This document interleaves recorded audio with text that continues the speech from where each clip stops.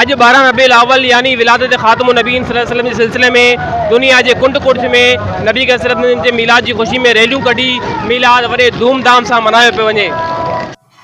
जी बिल्कुल, कराची के मुख्तलिफ़ इलाक़नि में विलादत ख़ातमुन नबीयीन यानी 12 रबीउल अव्वल जो ॾियारो वॾे ही जोश ऐं जज़्बे सां गॾु मल्हायो वियो। सरकार की आमद मरहबा जा नारा बुलंद करे मुख्तलिफ़ मदरसनि मां रैलियूं कढी नबी जे विलादत जो ॾींहुं वॾे ही जोश ऐं जज़्बे सां गॾु मल्हायो वियो।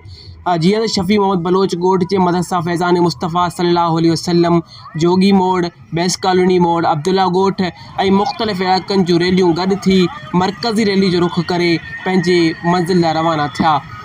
कैमरामैन अब्दुल मुन्नम जलवाणी सां गॾु ताहिर अनमोल जलवाणी, पंहिंजी सिंध, कराची।